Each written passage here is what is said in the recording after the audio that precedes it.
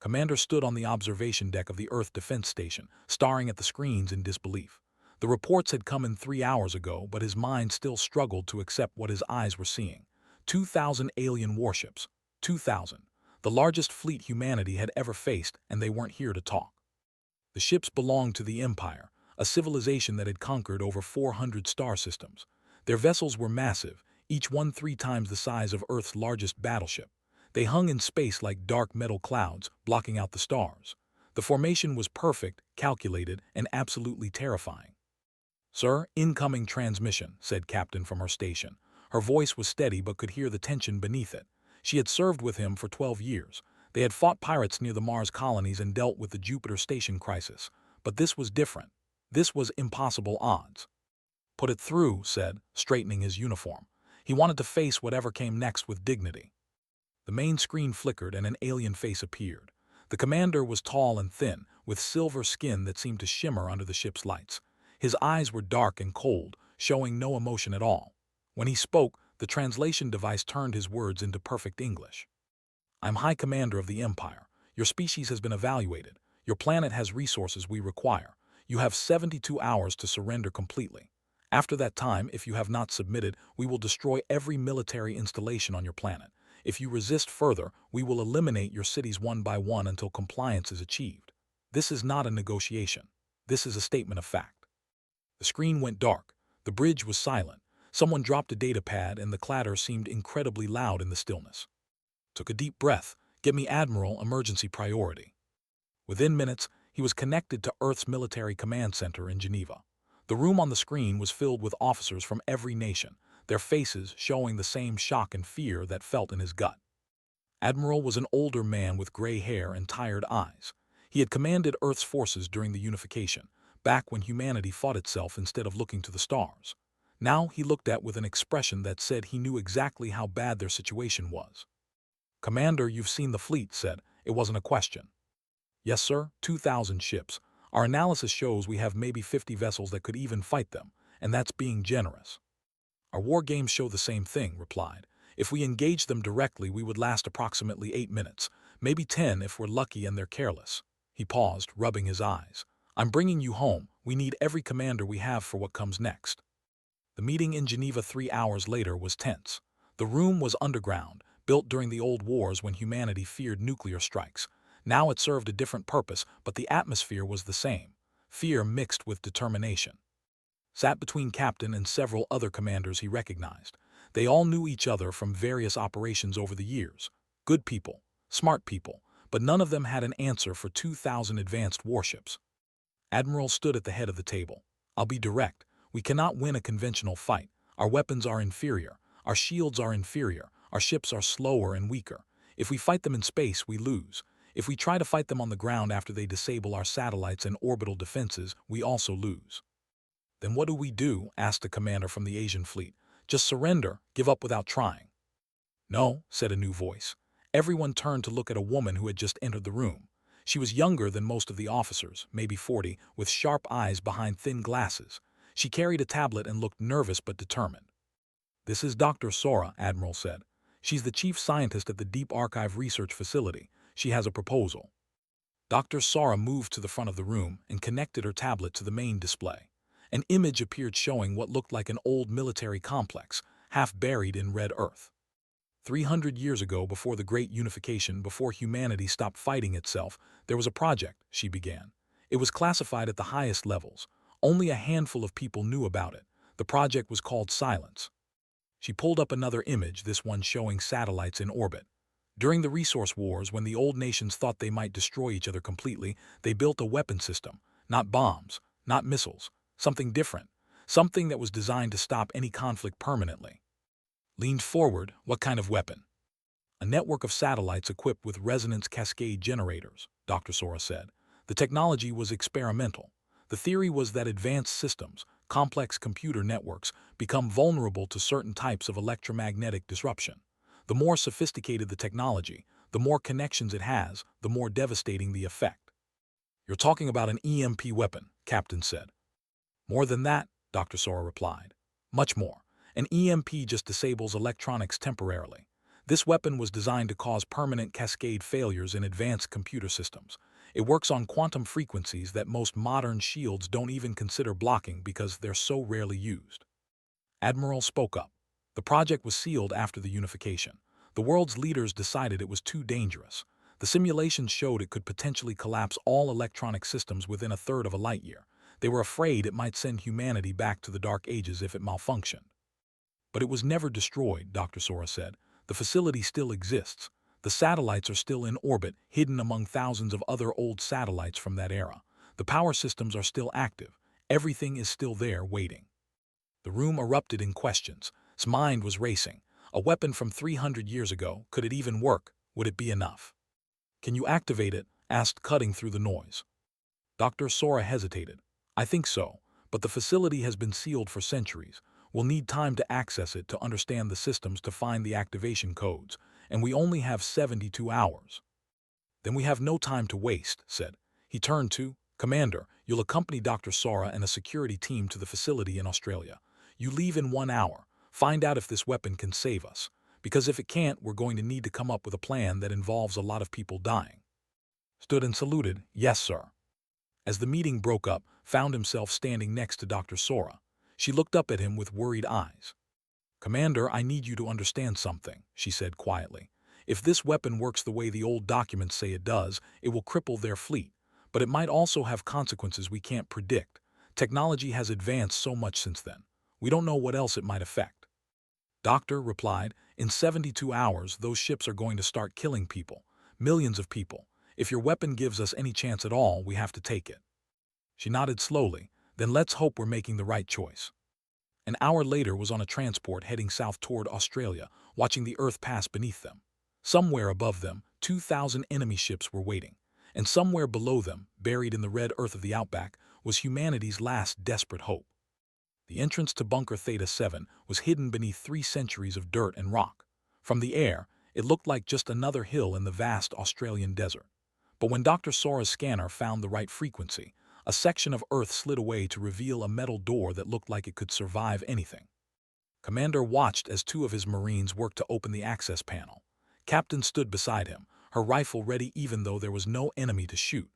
Behind them, Dr. Sora checked her equipment while a young technician named Minu struggled with an old computer interface. Got it, one of the Marines said.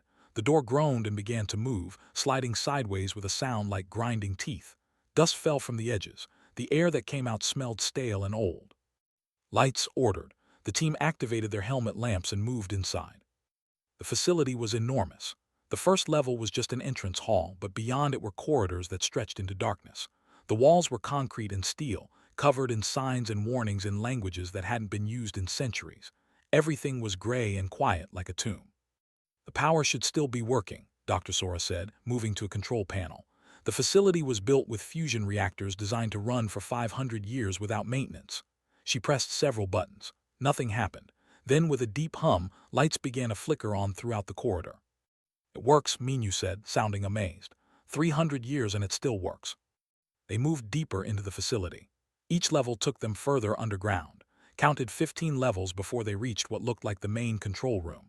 It was a huge space filled with computers and screens, all built in a style that seemed ancient compared to modern technology, but everything was still functional. Dr. Sora moved to the main console and began typing. Her colleague, Doctor, a historian who specialized in old languages and documents, began examining files stored in the computer system. There are thousands of documents here, Doctor said. Technical manuals, test results, security protocols, and video logs. She looked up. Someone recorded everything about this project. Play them, said. The main screen came to life. A man appeared, sitting in what looked like this very room. He was middle-aged, with tired eyes and gray in his hair. The date stamp showed the video was recorded 304 years ago. My name is Dr. Park, the man said. I am the chief architect of Project Silence. If you're watching this, it means the world has either ended or is about to end. This weapon was built as a final option, a last resort when all other options have failed. The video continued. Dr. Park explained the technical details, but he also explained the reasoning behind the weapon. During the resource wars, the old nations had developed increasingly advanced computer systems to control their weapons. Everything was automated, connected, part of a vast network. Dr. Park and his team realized this connectivity was also a weakness. Advanced technology requires complexity, Dr. Park said on the video. Complexity requires multiple systems working together. If you can disrupt those systems at the right frequency, at the quantum level, you can cause a cascade failure. One system fails, which causes another to fail, which causes another, like dominoes falling. But why was it never used? Captain asked. Doctor found another video file and played it. Dr. Park looked older in this one, more worried. Simulations terrify us, he said. In tests, the weapon performs exactly as designed. It can disable any advanced computer system within 0.3 light years. But there's a problem. We don't know what else it might affect. Modern civilization depends on computers for everything. If the weapon malfunctions, if it's too powerful, it could send humanity back centuries. No power grids, no communication, no transportation, nothing. The video showed Dr. Park looking directly at the camera. The war ended before we had to make that choice. The nations unified. We were ordered to seal the facility. I agreed. This weapon is too dangerous. It should only be used if the alternative is complete extinction. The screen went dark. The room was silent. Well, said quietly, I'd say complete extinction qualifies. Dr. Sara was already working on the main computer, pulling up the weapon's operational systems. Minyu helped her, his fingers flying over the old keyboard. The satellites are still in orbit, Minyu said, reading the data. All 144 of them. They're positioned in a perfect grid around Earth. The power cells are at 98%. They've been charging themselves using solar power all these years. Can we activate them? Asked. That's the problem, Dr. Sora said. She brought up a security screen. The weapon requires 5 activation codes. During the war, the codes were divided among the 5 major powers. Each leader held one code. All 5 are needed to activate the system. Why 5 codes? Captain asked. To prevent any single nation from using it, Doctor explained. It was designed so that humanity as a whole had to agree. No one nation could fire the weapon alone. But those nations don't exist anymore, said. The codes must be in archive somewhere. They spent hours searching through files. Doctor found references to the codes in historical documents. 2 codes were recovered from military archives. A third was found in a time capsule buried in Geneva, but the other 2 codes seemed to have disappeared from history. Was beginning to lose hope when alarms suddenly blared throughout the facility. Surface sensors are detecting movement, one of the Marines reported. Multiple contacts, they're heading toward the entrance. Grabbed his rifle, they found us. That's impossible, Dr. Sora said. This facility is completely hidden. They're not stupid, said. They probably noticed the power spike when we activated the systems, or they're scanning for any unusual activity on the planet. She checked her weapon. How many? Looks like a strike team, the Marine said. 20 contacts, maybe 30. Made a decision. Take half the team and secure the upper levels. Hold them as long as you can. I'll stay here with Dr. Sara and help find those codes. Nodded and gathered her Marines. As they left, turned back to the scientists. How much time do we need? To find the codes? I don't know, Dr. Sora said. To charge and activate the weapon, 12 hours minimum. Then we better work fast. The sounds of gunfire echoed from above. Tried to ignore it and focus on the computer screens. Doctor was searching through old government databases, looking for any reference to the missing codes. Here, she said suddenly. The 4th code was held by the North American Union's president, but the official records were destroyed in the Cascade Fire of 2089. What about unofficial records? Asked. Minyu was typing furiously. Wait, I'm seeing something. There were backup systems. The leaders of that era were paranoid. They created redundant storage for critical information. He pulled up a file. The 4th code was also stored in a secure genetics facility. It was encoded into DNA samples as a backup. Can we access that facility? Dr. Sora asked. It's now part of the Seoul Medical Archive, Minyu said. But it would take days to get there and search through their databases. More gunfire echoed from above, closer now.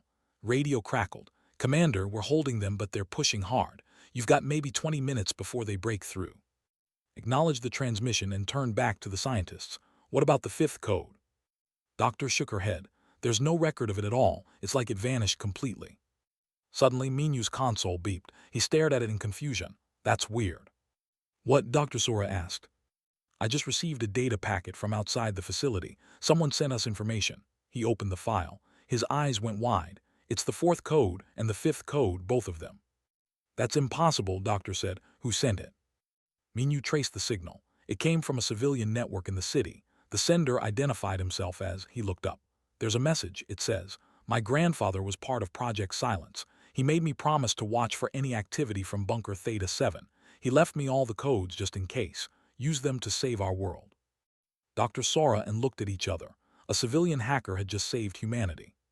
Input the codes, ordered. Start the charging sequence. Dr. Sora's hands moved across the console. One by one, the 5 codes were entered into the system. The computer accepted them. The facility hummed with new power as the weapon systems came online. Charging sequence initiated, Dr. Sora said. Time to full power 12 hours. An explosion shook the facility. Radio crackled again. Commander, they've broken through the 3rd level. We're falling back. Grabbed his rifle. Keep working, I'll buy you time. He ran toward the sound of gunfire, hoping that 12 hours would be enough. Above them, 2,000 warships waited. And somewhere in orbit, 144 ancient satellites were slowly waking up after 3 centuries of sleep. Commander reached the 3rd level to find his Marines behind makeshift barriers, trading fire with soldiers who moved like ghosts through the corridors. The aliens wore armor that seemed to absorb light, making them hard to see in the dim emergency lighting. Status, shouted over the sound of weapons fire. They're fast and well-trained, Captain replied, not taking her eyes off the corridor. We've wounded a few, but they keep coming. I count at least 25 hostiles. A soldier appeared at the end of the hallway, fired 3 shots, and the alien went down, but 2 more appeared to take its place. Fall back to the 4th level, ordered. We'll set up at the main stairs. They can only come at us from one direction there. The Marines moved in practice formation, covering each other as they retreated. Was the last one through the doorway. He sealed it behind them and watched as Captain welded it shut with a cutting torch. That'll hold them for maybe 10 minutes, she said. Then we'll make those 10 minutes count. Down in the control room, Dr. Sora watched the power meters climb slowly. The weapon was charging, but it was agonizingly slow. Each percentage point took minutes. They were at 8%. They needed 100. Can we speed this up? She asked Minu. The young technician shook his head. The reactors can only produce so much power at once. If we push them too hard, they might fail completely. Then we'd have nothing. Doctor was watching the news feeds on another screen. The just destroyed moon base Gamma, she said quietly. 4,000 people were stationed there. Dr. Sora felt sick. The base had been humanity's pride, a research station where scientists from every nation worked together. Now it was gone, destroyed as a demonstration of power. They're sending a message, Doctor continued.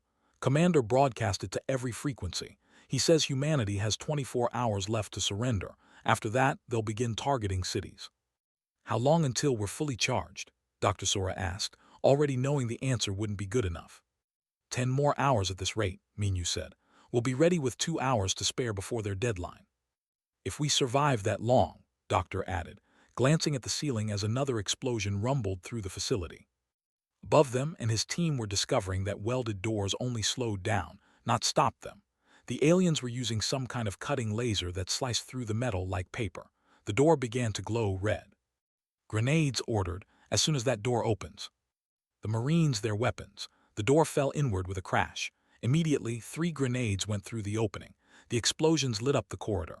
When the smoke cleared, several soldiers were down, but more were already stepping over their fallen comrades.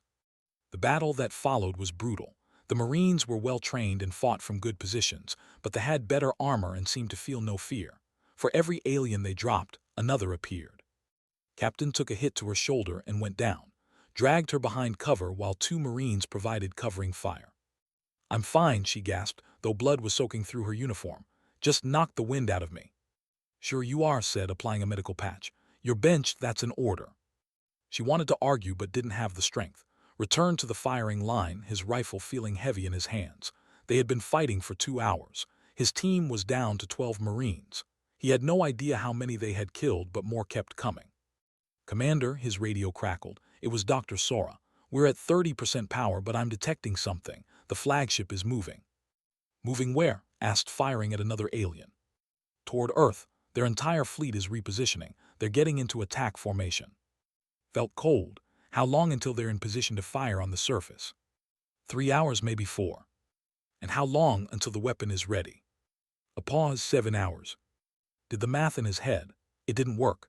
They would be short by 3 hours. 3 hours in which the fleet would destroy every major city on Earth. There has to be a way to speed it up, he said. Commander, the reactors are already running at maximum safe capacity. If we push them harder. Do it, interrupted. Push them past safe. We don't need them to last forever. We just need them to last long enough. Another pause. Then Dr. Sora said, I'll see what we can do. In the control room, Dr. Sora looked at Minu. Can we overclock the reactors? Maybe, he said slowly. But it's dangerous. The safety systems will fight us. And if we're wrong, if we push too hard, the reactors could melt down. The explosion wouldn't destroy the bunker, but it would definitely destroy all our computers. The weapon would be permanently offline. What if we're careful? What if we increase power by small amounts and monitor the systems constantly? Minu thought about it. We could try, but even if it works, it might only save us an hour, maybe two. That's better than nothing. They began the process. It was delicate work, adjusting reactor outputs and bypassing safety protocols that had been designed to prevent exactly what they were doing. Doctor watched the power levels climb slightly faster, but she also watched the temperature reading spike. Reactor 3 is running hot, she warned. I see it, Minu said, his fingers dancing across the controls. Adjusting coolant flow, the temperature dropped slightly. We're okay for now.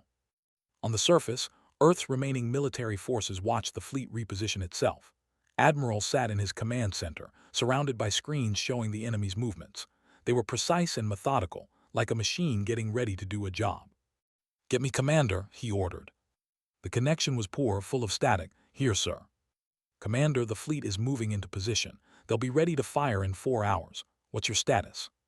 We're fighting off a strike team, and the weapon is at 40% charge. We're pushing the reactors to get more power, but it'll still be close. How close? We might have 30 minutes, might. Admiral closed his eyes. 30 minutes. In 30 minutes, millions of people could die. Do whatever you need to do, Commander. Hold that position. The entire world is counting on you. Yes, sir, we won't fail. Back in the bunker had other problems. They were down to 7 Marines, and they had finally figured out a new tactic. Instead of attacking from one direction, they were trying to flank through the ventilation systems. They're in the walls, one Marine shouted as a ceiling panel fell, and 2 soldiers dropped into the corridor. The firefight was chaotic. In close quarters, the alien speed was even more deadly. Shot one at point-blank range while another Marine tackled the second, both of them going down in a tangle of limbs. Seal those vents, ordered. Use explosives if you have to. The Marines rigged charges on every vent opening they could find. The explosions brought parts of the ceiling down, creating a mess but also blocking the alternate routes. That'll stop them for a while, Captain said. She was back on her feet, her shoulder bandaged, refusing to stay down. But we're running out of ammunition. Checked his own rifle. 2 magazines left. Around him, his Marines were in similar situations. They couldn't hold forever. How much longer? He asked into his radio. Dr. Sora's voice came back, tight with stress. We're at 70%. The reactors are holding but barely. Reactor 3 is running critical hot. We might have to shut it down. Don't, said, keep pushing. Commander, if that reactor fails. If that reactor fails, we're dead anyway. Keep it running. In the control room, alarms were blaring. The temperature on Reactor 3 was climbing into the red zone. Minu was manually controlling the coolant systems, trying to keep everything balanced. I can't keep this up much longer, he said. The system is fighting me. Doctor was watching multiple screens at once. The fleet has finished positioning. They're targeting major population centers. Beijing, Tokyo, New York, London, dozens of cities. Charge level, Dr. Sora asked. 85%. On the surface, people looked up at the sky. They couldn't see the alien ships with their naked eyes, but they knew they were there. The news broadcasts had told them everything. Some people prayed. Some people cried. Some people just held their families close and waited. Admiral watched his countdown timer. 2 hours until the weapon was ready. 2 hours until the opened fire. It was going to be the closest call in human history. In the bunker, fired his last round and drew his sidearm. Around him, his Marines were doing the same. They were coming again, and this time there was no more ammunition for sustained defense. Commander, Dr. Sora's voice said in his ear, 95%, we're almost there. How long? Asked, shooting that came around the corner. 20 minutes. Looked at his remaining Marines. 6 left standing, Captain bleeding but still fighting, good people who had followed him into hell. We hold for 20 minutes, he said, no matter what. They nodded. Nobody spoke about whether they would survive those 20 minutes. They just prepared for the next wave. The weapon reached 100% charge at exactly the same moment the fleet opened its gun ports. Above Earth, 2,000 warships prepared to fire on the cities below. In the bunker, alarms signaled that the satellites were ready. Dr. Sora's hand hovered over the activation button. It was a simple red switch, protected by a clear cover. 300 years of waiting came down to this single moment. Dr. Sora, Minyu said quietly, the fleet is targeting 38 major cities simultaneously. If we don't activate now, 100 million people will die in the first strike. She knew she had been watching the same screens he had, but her mind kept going back to Dr. Park's warnings. The weapon had never been tested at full power. Nobody knew what would happen when it fired. It might save Earth. It might cripple both sides. It might do something worse that they couldn't even imagine. Doctor said, her voice gentle but urgent, we're out of time. Dr. Sora looked at the video screen showing Dr. Park's frozen image from 3 centuries ago. What would he do? He had built this weapon knowing it might be necessary, but also knowing it was terribly dangerous. He had trusted that whoever found it would only use it if there was no other choice. There was no other choice. She lifted the cover and placed her finger on the button. Her radio crackled. It was Commander, and she could hear gunfire in the background. Dr. Sora, whatever you're going to do, do it now. We can't hold them much longer. Above them, fighting had reached the level just above the control room. The Marines had fallen back to the final defensive position. They were out of ammunition and fighting with knives and pieces of broken equipment. Captain had lost consciousness from blood loss. 4 Marines were down. Himself had taken 2 hits but was still standing, holding a broken rifle like a club. A soldier came through the doorway, swung his makeshift weapon and connected, but another alien was right behind the first. They were going to break through. They were going to reach the control room. They were going to stop the weapon. Dr. Sora pressed the button. For 3 seconds, nothing happened. The bunker was silent except for the sound of fighting above. Minyu checked his console, worried that the weapon had failed after everything they had done. Then, in orbit, 144 satellites that had been dormant for 3 centuries came fully online. They had been positioned in a perfect grid pattern around Earth, carefully calculated to provide maximum coverage. Now they began broadcasting in perfect synchronization. The energy they released was invisible to human eyes. It didn't look like lightning or lasers or anything dramatic. It was just waves of electromagnetic radiation tuned to very specific quantum frequencies, the kind of frequencies that advanced computer systems used for their processing, the kind of frequencies the fleet relied on completely. The first effect was noticed by the targeting computers. Suddenly, their sensors were giving them contradictory information. The computers tried to reconcile the data, but the more they tried, the worse it got. Error messages began cascading through their systems. The artificial intelligence networks, which controlled everything from weapons to life support, tried to compensate. But they were all connected, all part of one vast network.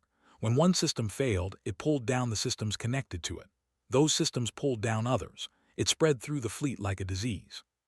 On the bridge of the flagship, Commander watched in horror as his displays began flickering. "What's happening?" he demanded.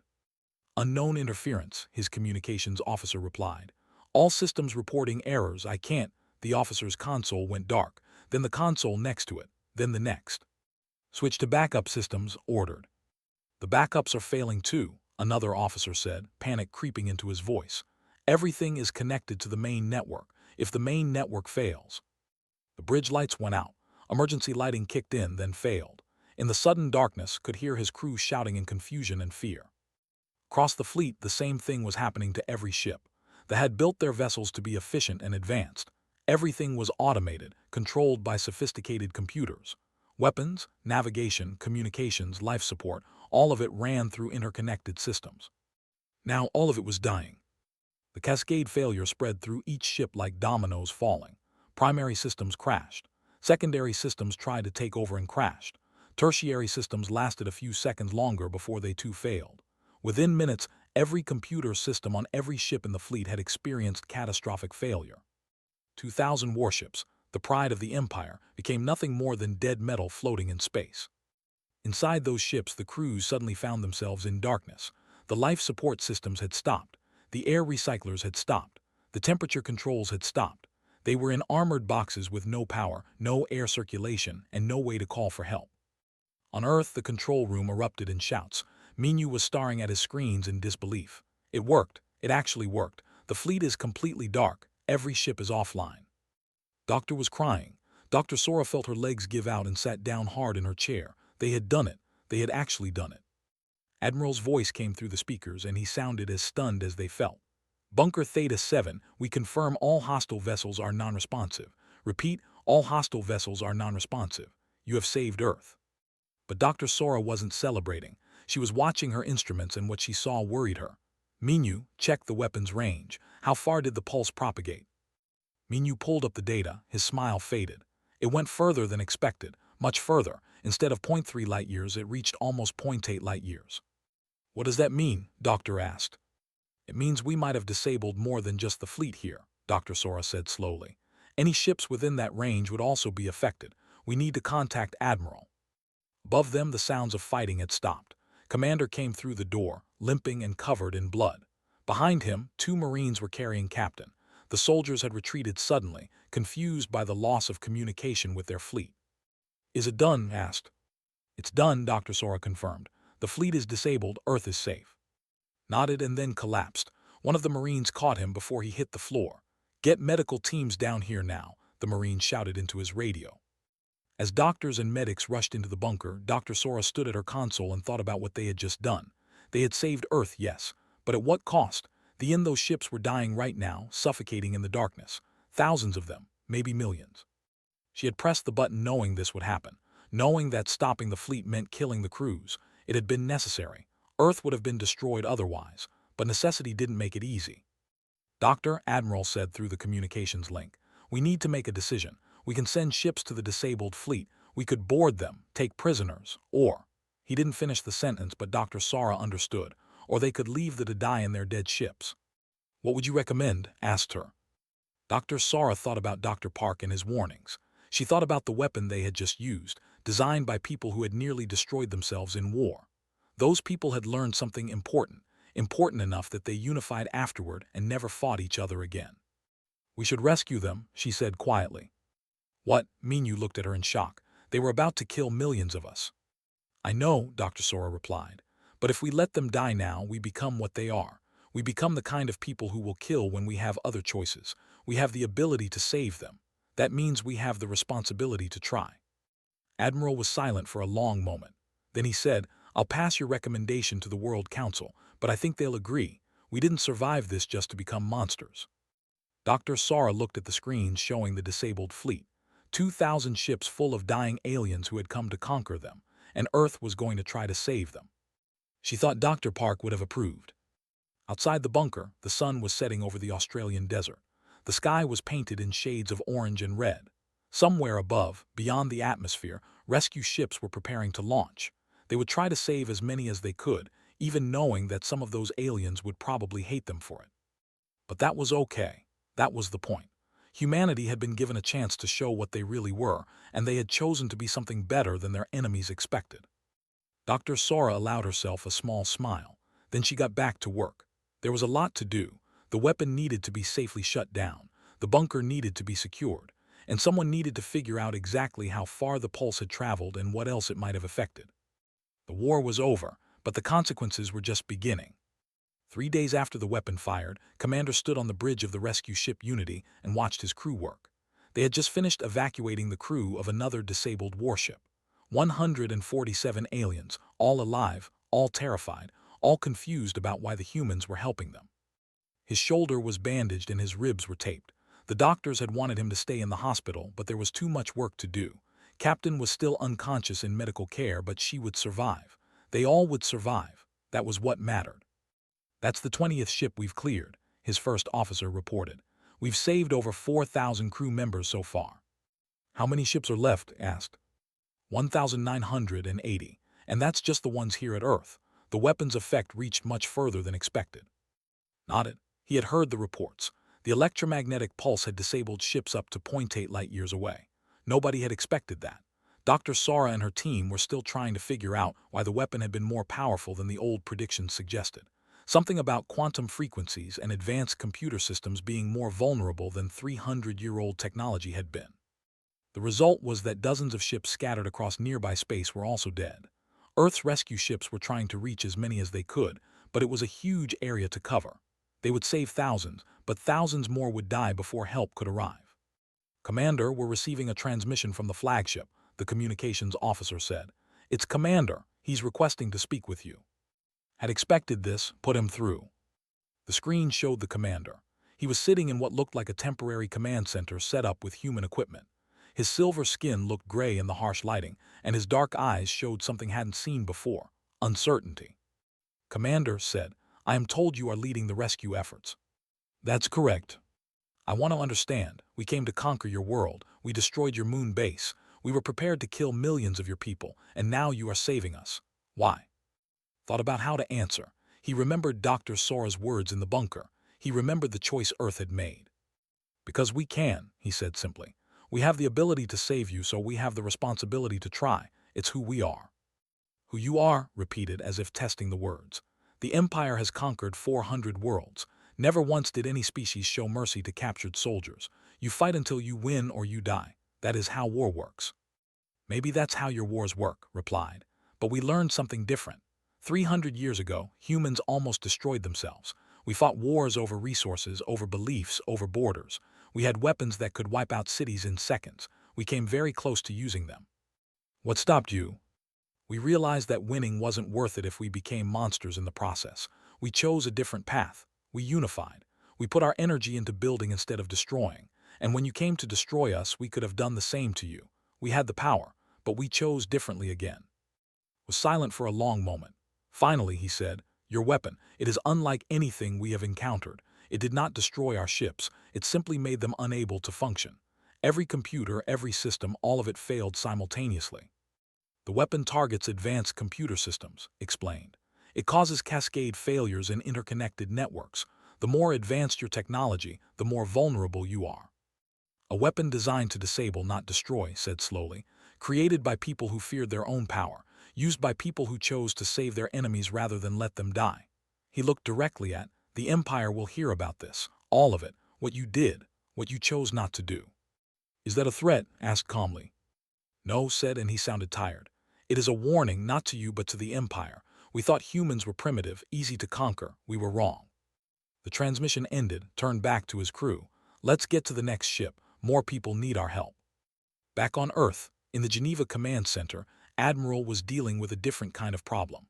The World Council had gathered, and they were arguing about what to do with the prisoners. "We can't just let them go," one counselor said. "They'll report back to their empire. More ships will come." "More ships will come anyway," another replied. "The Empire will notice that their fleet disappeared. They'll send someone to investigate. Then we should prepare for war, build more weapons, strengthen our defenses." Admiral listened to them argue and felt old. He had spent his whole life as a soldier, and he understood military thinking. But he also understood what Dr. Sara and Commander had been trying to show them. "Counselors," he said, interrupting the argument, "I want to propose something different. Instead of preparing for the next war, what if we try to prevent it?" "How?" someone asked skeptically. "We send them home, all of them. We give them ships, supplies, everything they need to return to their empire. And we send a message with them." "What kind of message?" "The truth. That Earth has the capability to defend itself but chooses not to attack. That we saved their people when we could have let them die. That we want peace, not war." The council chamber erupted in protests and arguments. Let them talk for a while, then raised his hand for silence. 300 years ago, our ancestors built a weapon so powerful it terrified them," he said. "They sealed it away because they understood that true strength isn't about having the biggest weapons. It's about knowing when not to use them. Today, we proved that. We defeated the fleet without killing anyone we didn't have to. Now we have a choice. Do we become like the empires that have conquered the galaxy through force, or do we stay true to what makes us human?" The vote was close, but it passed. Earth would return the prisoners and extend an offer of peace. 2 weeks later, a fleet of ships left Earth's orbit. They were old transports and cargo vessels, nothing military, filled with survivors. Commander stood on the bridge of the lead ship, watching Earth shrink behind them. "I still don't understand them," his second officer said. "Neither do I," admitted, "but I will make sure the Empire knows what happened here, every detail." "Will it make a difference?" Thought about Commander and Dr. Sora. About the Marines who had fought to protect a weapon they could have used to exterminate the fleet completely. About the rescue workers who had spent weeks saving aliens who had come to conquer them. "I don't know," he said honestly, "but the Empire needs to know that there are species in the galaxy who choose mercy over victory, who build weapons they hope never to use, who save their enemies because it's the right thing to do." He paused. "The Empire has never encountered anyone like that before." On Earth, life slowly returned to normal. The bunker was sealed again, but this time with proper ceremony. Dr. Sora gave a speech about Dr. Park and the people who had built Project Silence, hoping the world would never need it. They left us a gift, she said. Not the weapon itself, but the wisdom to know when to use it and when to show restraint. Let's hope we never forget that lesson. Commander attended the ceremony, along with Captain, who was still recovering but insisted on being there. The Marines who had fought in the bunker stood together, a small group who had held the line when it mattered most. Afterward received a message. It was from a civilian network, signed by someone named. Commander, my grandfather always said the codes were a burden and a hope. A burden because he knew what the weapon could do. A hope because he believed humanity would only use it if there was no other choice.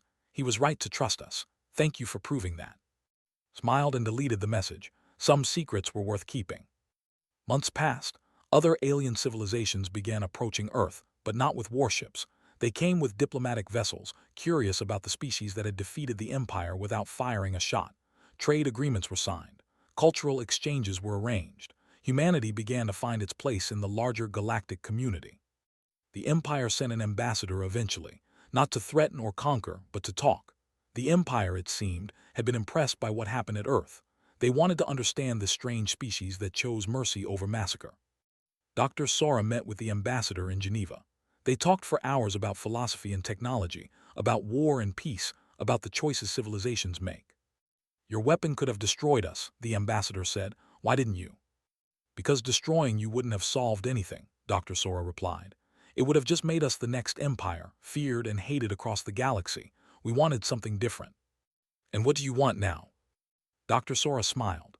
The same thing we've always wanted, to survive, to grow, to learn, to build a future worth living in, and to help others do the same if they'll let us. The ambassador was quiet for a moment. Then he said something that Dr. Sora would remember for the rest of her life. 300 years ago, your ancestors nearly destroyed themselves. They built weapons capable of ending their own civilization. But they also built something else, wisdom. The galaxy has empires built on strength and fear. Perhaps it's time for something built on wisdom and hope instead. Years later, when historians wrote about the incident, they called it Earth's first real test as a space-faring civilization. The test wasn't about military strength or technological advancement. It was about character, about choosing who they wanted to be when nobody could force them to be better. Commander, now Admiral, would sometimes visit the memorial built at the bunker's location. The names of the 4 Marines who had died defending the facility were carved in stone. Captain often joined him, both of them older now but still serving. Do you think we made the right choice? She asked one day. Which choice? All of them, activating the weapon, saving the sending them home. Looked at the memorial, then up at the sky where ships from a dozen species now traveled freely. I think we made the human choice, he said. We've always been good at surviving, but that day we proved we could be good at more than just surviving. We could be good at being better. Smiled. Dr. Park would have liked that answer. Yeah, agreed. I think he would. They stood together in silence, 2 soldiers who had seen the worst of war and chosen to make peace instead. Above them, the stars shone bright, full of possibilities that 300 years ago would have seemed impossible. Earth's forgotten weapon had saved them from destruction, but humanity's choice afterward, to show mercy instead of vengeance, had saved them from becoming the very thing they feared. And in the end, that made all the difference.